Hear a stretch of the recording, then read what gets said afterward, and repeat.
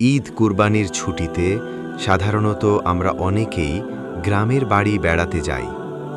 অনেক আত্মীয় স্বজনও আমাদের বাড়িতে বেড়াতে এসে থাকেন। খালু, ফুপা, চাচা, মামা এবং চাচাতো, মামাতো, ফুপাতো, খালাতো ভাই বোনেরা একত্রিত হন।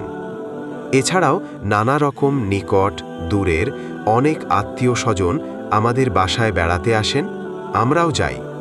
এই সময় ঘুমানোর জায়গা নিয়েও অনেক পরিবারে সংকট দেখা যায়। স্থান সংকুলান না করতে পেরে ছেলে মেয়েদেরকে অনেক সময় আমরা এমন মানুষদের সাথে ঘুমাতে দিয়ে থাকি যেটা ইসলামী মূল্যবোধের সাথে যায় না। মেহমানদের আপ্যায়ন, নানা রকম ব্যস্ততার কারণে ছেলেমেয়েরা কোথায় থাকে তার খোঁজ রাখতে মায়েরা ভুলে যান। আর এই সুযোগেই অনেক সময় আমাদের ছেলেমেয়েদের জীবনে ঘটে যায় অনেক ভয়াবহ ঘটনা। একটু অসচেতনতা, একটু অসতর্কতা, একটি ঘটনা আজ একজন পুরুষের, একজন নারীর ও দুটি পরিবারের জীবন এমন সংকটের মুখে ঠেলে দিয়েছে যা থেকে কোনোদিন উত্তরণ হবে কিনা কেউ জানে না। বাবা, কেন মহান স্রষ্টা মানুষকে বাবা মা বানিয়েছেন? কেন মানব প্রজন্ম রক্ষার জন্য এই নিয়ম দিয়েছেন? তিনি চাইলে তো আকাশ থেকে মানুষ বৃষ্টি করতে পারতেন। তিনি চাইলে মাটি থেকে গাছের মতো মানুষ গজাতে পারতেন। তিনি চাইলে নদী থেকে মাছের মতো জলজান্ত মানুষ উঠে আসত। কিন্তু মানুষ তো মানুষ, সৃষ্টির সেরা জীব।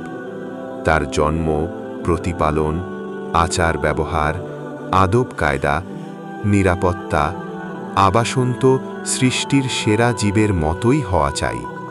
আপনি কেমন বাবা মা হলেন?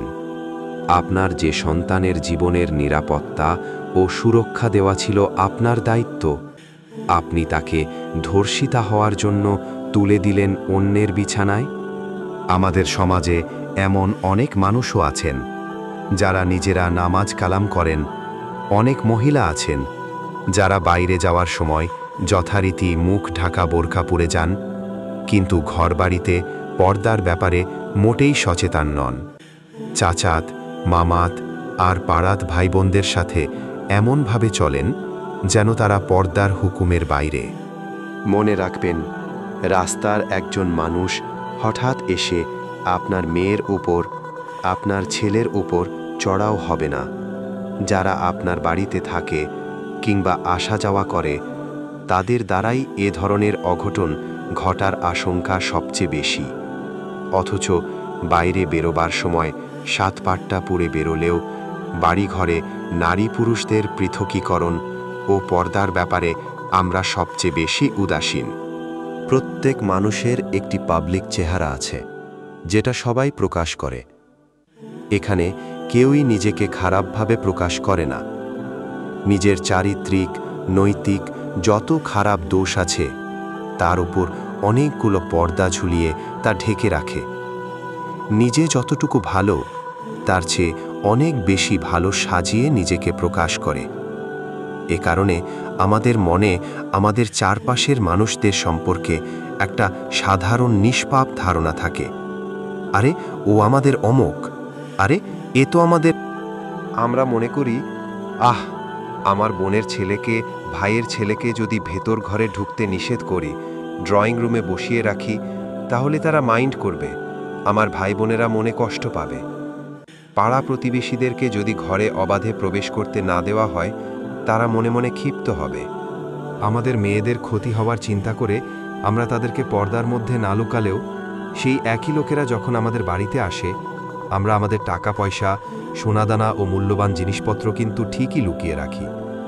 তখন আমরা ঈমান রক্ষার ব্যাপারে সচেতন হয়ে যাই, বলি মাল যায় যার, ঈমান যায় তার। কিন্তু আমাদের ইজ্জত, আমাদের মেয়েদের ইজ্জত লুণ্ঠিত হলে আমাদের ঈমান যায় না। যে লোকদের ওপর আপনি সামান্য টাকা পয়সার ব্যাপারে আস্থা রাখলেন না, আপনার অমূল্য সম্পদ কন্যাটির ব্যাপারে তাদেরকে কিভাবে ফেরেশতা ভাবলেন? অথচ অর্থের প্রতি লোভের চেয়ে নারীর প্রতি পুরুষের আকর্ষণের মাত্রা অনেক বেশিই থাকে। পর্দার ব্যাপারে শক্ত অবস্থান নিলে যে বহিরাগতদের সাথে পরিবারের লোকদের অবাধ মেলামেশা বাধাগ্রস্ত হয়, তারা অনেক সময় এমন কথা নিয়ে উপস্থিত হন যে এর দ্বারা তাদেরকে অপমান করা হয়েছে। তারা বোঝাতে চান যে এর দ্বারা তাদেরকে চরিত্রহীন সাব্যস্ত করা হয়েছে।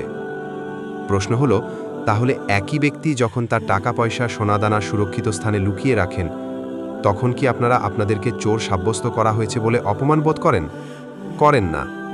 অথচ ওটা করলে এটা মনে করাও যৌক্তিক ছিল। তাই আপনার প্রাণপ্রিয় কন্যাটির ব্যাপারে, ছেলেটির ব্যাপারে আরও একটু সচেতন হন। আপনি তার অভিভাবক, তার নিরাপত্তার দায়িত্ব আপনার। আপনার সামান্য অবহেলা তার গোটা জীবনটাকে ধ্বংসের মুখে ঠেলে দিতে পারে। আপনি কি তা চান?